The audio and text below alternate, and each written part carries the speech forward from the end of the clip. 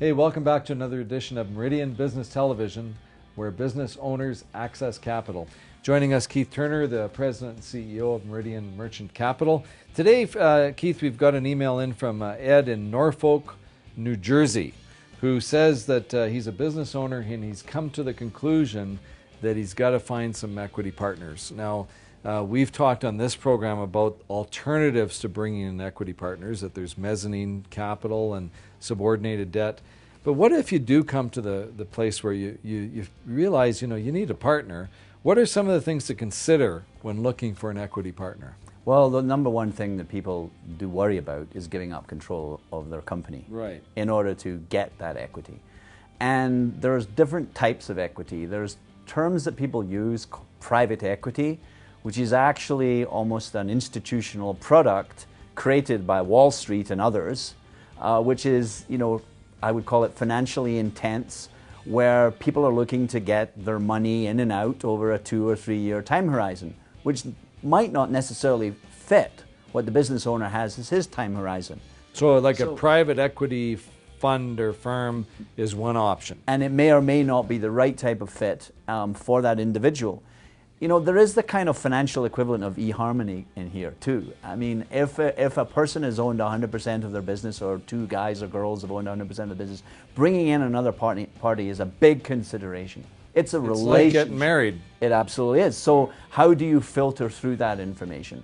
In that regard, you probably know who your competitors are. You might go and talk to some people, the friends and family route, whatever. But the reality is there's an underbelly throughout North America and Europe and in Asia of funds who might not take a in and out approach to a partnership. They might be looking to basically receive a check or a dividend for a fairly extensive period of time, and that meets their investment criteria. So again, at the end of the day, financial equivalent of eHarmony, you match people. Right. And to that extent, you may have to go and find yourself an advisor who becomes the barometer of that relationship and helps you find the right partner. So we don't know in this case whether Ed is actually looking for a partner because he needs money into the business. Sometimes people are looking for an equity partner because they actually need help with the business. So that's another angle.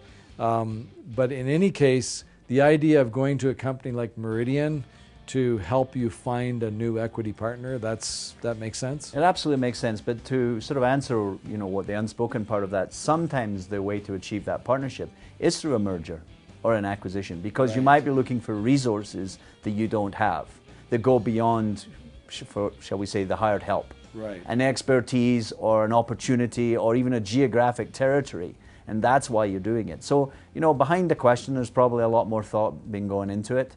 So with a bit more information, we can be a bit more specific on the answer. But generally speaking, there is the money available, different types of money, different types of partners. Frankly, money is just a part of life. And like in all aspects of life, you should be careful who you choose as your friends and as your partners. And you know what? You beware the consequences. And on the other hand, there's a great opportunity to make 1 and 1 equal 3. Be careful who you take the money from, so to speak. That also applies. Now, just before we go, what are the benefits of looking for an equity partner, including maybe a private equity firm, as opposed to going public or doing an IPO to access capital? Well, you can never be sure that when you decide to go public, the time is right for the financial markets to go public. It is a way of getting more value typically for your company. Private companies often trade hands at a lesser value than public companies, simply because there's a lot more opportunity to mark a company to market by comparing it with its competitors. So you usually get more money by selling your company if it's a public company. However, of course, you're at the vagaries of the financial world.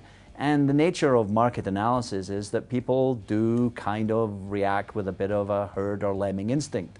So your company could be a going well public company, there's a market crash, and suddenly half the value of your company has disappeared, and you haven't done anything wrong. You might even be hitting your targets. You may have less of a severe reaction on your company, but nonetheless a lot of value has gone away.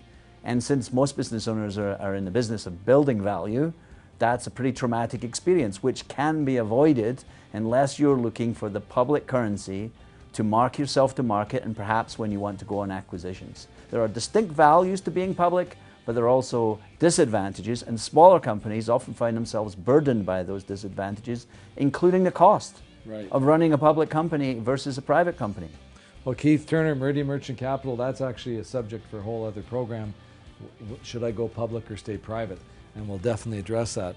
In the meantime, if you'd like to know more about anything we chat about on Meridian Business Television, just go to the website, meridianmerchantcapital.com. That should be coming up on your screen. In the meantime, thank you, Keith, and Randy Lennon from Meridian Business Television. We'll see you next time.